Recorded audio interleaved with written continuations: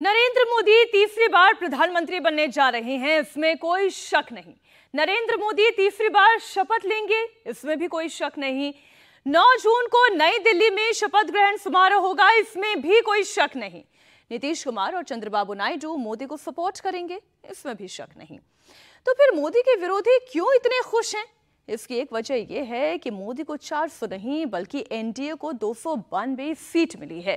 एक लाइन में समझिए कि राहुल गांधी, ममता बनर्जी, अरविंद केजरीवाल, लालू यादव, उद्धव ठाकरे, शरद पवार और स्टालिन की पार्टियों के वोट को जोड़ दें तो इनको इतनी सीट नहीं आई जितनी अकेले नरेंद्र मोदी की पार्टी को आई है। बाकी बात इस रिपोर्ट में देखिए।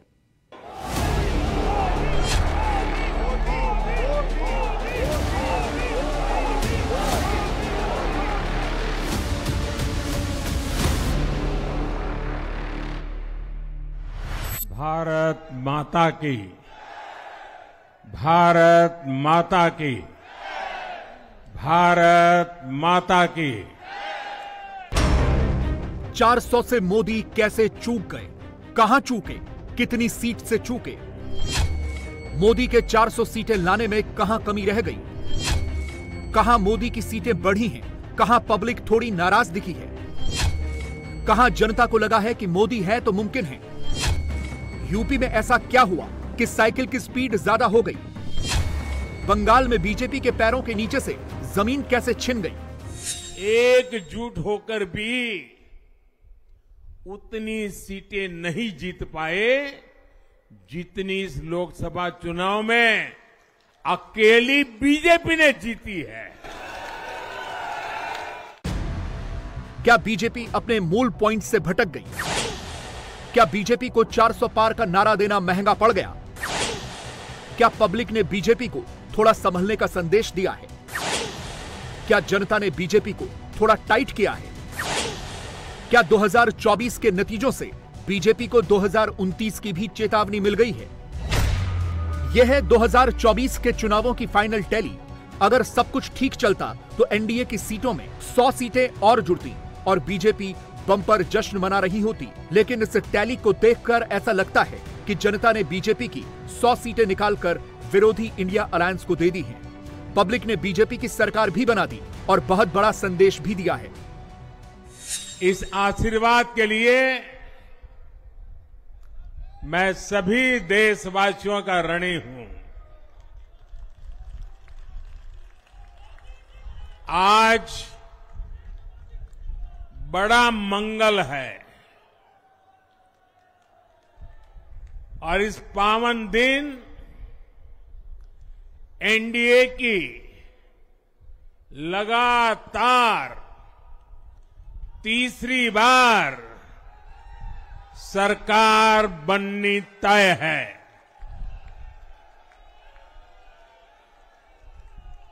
हम सभी जनता जनार्दन के बहुत आभारी हैं। देशवासियों ने भाजपा पर, एनडीए पर पूर्ण विश्वास जताया है। आज की ये विजय दुनिया के सबसे बड़े लोकतंत्र की जीत है।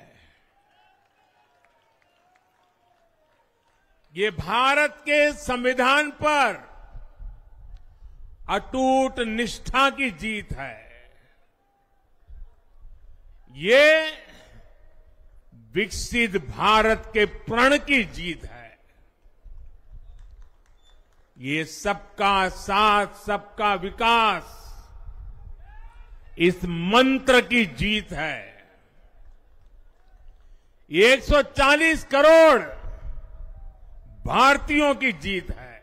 इस बार जनता ने किसी एक दल को पूर्ण बहुमत नहीं दिया। खासकर सत्ताधारी दल भाजपा ने एक व्यक्ति, एक चेहरे के नाम पर वोट मांगा। अब ये स्पष्ट हो गया है कि ये मैंडेट मोदी जी के खिलाफ गया है। ये उनकी राजनीतिक और नैतिक हार है। जो व्यक्ति बार बार अपने नाम से ही हर जगह वोट मांगते थे, उनकी ये बहुत बड़ी हार है और नैतिक दृष्टि से ये तो उनको बहुत बड़ा नुकसान हुआ है। कांग्रेस के घोषणा पत्र के बारे में मोदी जी ने जो झूठ फैलाया, जनता ने उसे समझ लिया। मैं इस मौके पर कहना चाहूंगा कि श्री राहुल गांधी जी की दोनों यात्राएं, भारत जोड़ो यात्रा और भारत जोड़ो न्याय यात्रा के दौरान लाखों करोड़ों लोगों को मिलना, लोगों की समस्याओं को सुनना और आगे चलकर उन समस्याओं का हल ढूंढना हमारे कैंपेन का आधार बना। अगर बीजेपी ने पब्लिक का यह मैसेज समझ लिया, संभल गए तो ठीक है, 5 साल तक सरकार चलेगी भी और 29 का भी माहौल बनेगा। लेकिन अगर बीजेपी नहीं संभली तो फिर 29 के लिए भी मुश्किलें होंगी। आज के चुनावी नतीजों का संदेश तो यही लगता है।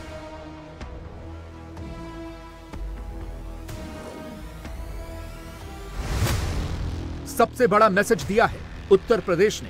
पहले 14, फिर 17, फिर 19 और फिर 22 में बीजेपी और मोदी योगी का बम्पर साथ देने वाली उत्तर प्रदेश की जनता 24 में ऐसा कर देगी, ये तो किसी ने भी नहीं सोचा था।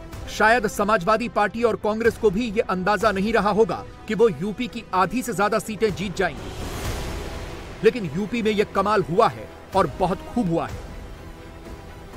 यूपी में बीजेपी के खिलाफ कितनी एंटी इनकम्बेंसी थी, आप इससे अंदाजा लगाइए कि 2019 में जिन 9 सीटों पर बीजेपी को 3 से 5 लाख के मार्जिन से जीत मिली थी, बीजेपी इन सभी 9 सीटों को जीतने में तो कामयाब रही, लेकिन उसकी जीत का मार्जिन बहुत कम रह गया। वहां बीजेपी की जीत का मार्जिन घटकर 30, 40 या 50 हजार की रेंज में पहुंच गया है। ऐसी सीटों में सबसे पहली सीट है प्रधानमंत्री की वाराणसी, जहां बीजेपी पिछली बार 4,78,000 वोट के मार्जिन से चुनाव जीती थी, लेकिन इस बार नरेंद्र मोदी की जीत का मार्जिन 1,52,000 वोट है। इसी तरह से जिस फतेहपुर सीकरी सीट पर बीजेपी को 4,91,000 वोटों से जीत मिली थी, इस बार जीत का मार्जिन सिर्फ 39,000 वोट का रह गया है। उन्नाव में बीजेपी को 4 लाख वोटों के अंतर से जीत मिली थी, इस बार जीत का अंतर घटकर 35,000 वोटों का रह गया।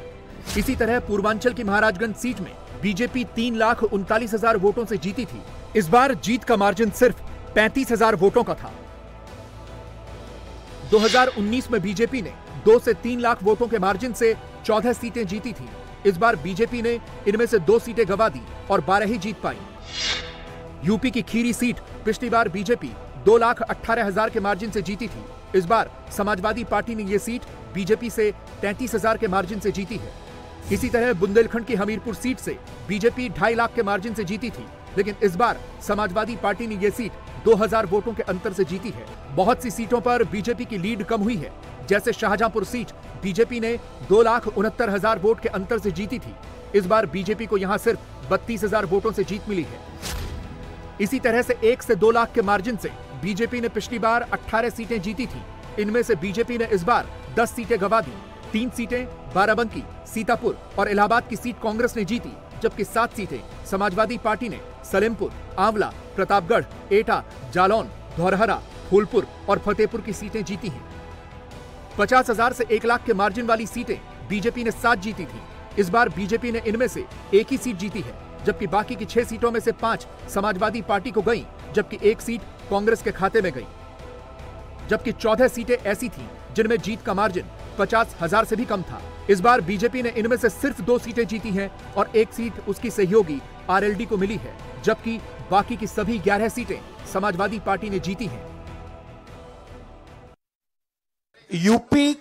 यूपी की जनता से मैं कहना चाहता हूं, आपसे ज्यादा पॉलिटिकल विजडम, मतलब आपने कमाल करके दिखा दिया। यूपी की जनता ने कमाल करके दिखा दिया। नहीं, बहुत सारे स्टेट्स ने कमाल करके दिखाया, मगर बीजेपी यूपी ने हिंदुस्तान की राजनीति समझकर, कॉन्स्टिट्यूशन पर खतरा समझकर उत्तर प्रदेश ने कॉन्स्टिट्यूशन की रक्षा की है और मैं सब स्टेट्स का धन्यवाद करना चाहता हूं, मगर उत्तर प्रदेश को मैं स्पेशल कहना चाहता हूं। आपने कांग्रेस पार्टी का, इंडिया गठबंधन का समर्थन किया, बहुत बहुत धन्यवाद। मैं अपनी यूपी की जनता को ये कहना चाहूंगी कि उन्होंने बहुत ही विवेक दिखाया और मुझे सबसे ज्यादा गर्व अपने यूपी पे है। बीजेपी को पश्चिम बंगाल से भी कड़ा संदेश मिला है। यहां बीजेपी को 30 सीटों की उम्मीद थी, लेकिन बीजेपी को बड़ा झटका लगा है, सिर्फ 12 सीटें मिली हैं। बीजेपी ने 2019 में पश्चिम बंगाल में ऐसी 8 सीटें जीती थीं, जहां जीत का मार्जिन 1 लाख से 4 लाख तक था। इस बार बीजेपी ने इनमें से 2 सीटें बांकुड़ा और आसनसोल टीएमसी के हाथों गंवा दी। बांकुड़ा में पिछली बार बीजेपी ने 1,74,000 के मार्जिन से जीती थी। यहां से बीजेपी को 33,000 वोटों के मार्जिन से टीएमसी से हार मिली।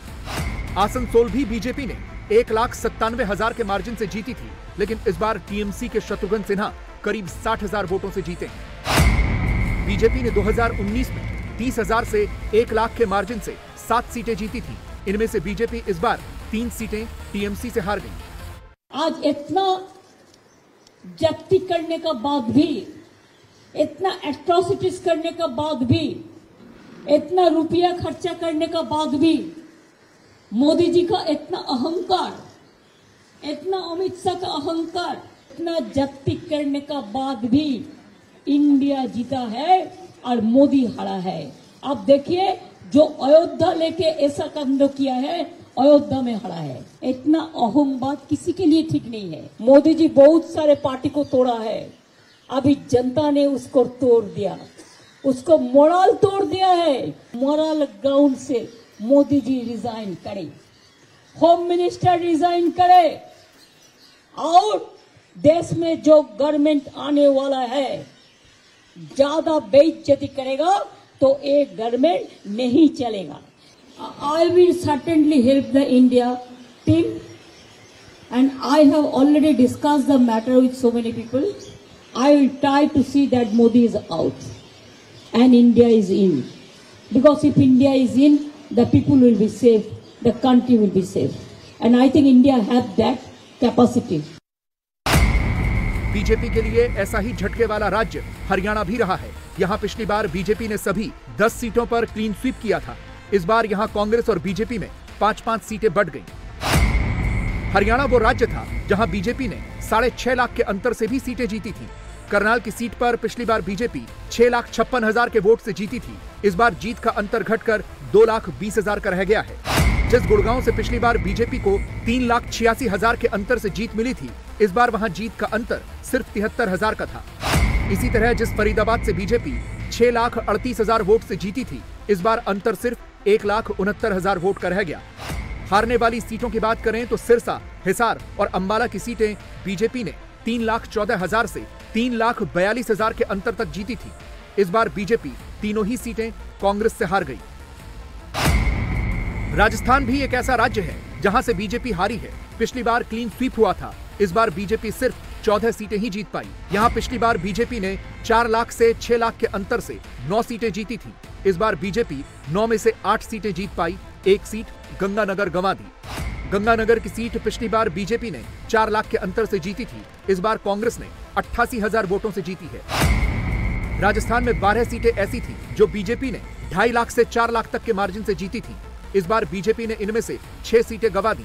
सीकर 2,97,000 से जीती थी, इस बार सीपीआईएम के हाथों 72,000 से हार गई। झुंझुनू में बीजेपी 3 लाख के अंतर से जीती थी, इस बार कांग्रेस 18,000 के अंतर से जीती है। बांसवाड़ा में बीजेपी 3 लाख वोटों से जीती थी, इस बार भारत आदिवासी पार्टी के हाथों 2,47,000 वोटों से हारी है। भरतपुर में बीजेपी 3,18,000 वोटों से जीती थी, इस बार 52,000 वोटों से कांग्रेस जीती है। बाड़मेर में बीजेपी 3,23,000 वोटों से जीती थी, इस बार कांग्रेस 1,17,000 वोट से जीती है। चुरू में बीजेपी 3,34,000 वोट से जीती थी, इस बार कांग्रेस 72,000 वोटों से जीती है। मैंने मीडिया को भी कहा और हमारे नेता, जब मैं गया रायबरेली अमेठी, तो खड़गे साहब भी थे, सोनिया जी भी थी, राहुल जी भी थे, प्रियंका जी थी, तभी मैंने कहा था, उनको विश्वास दिलाया था कि राजस्थान से इस बार चौंकाने वाले परिणाम आएंगे और डबल डिजिट में आ जाए तो आश्चर्य नहीं होना चाहिए।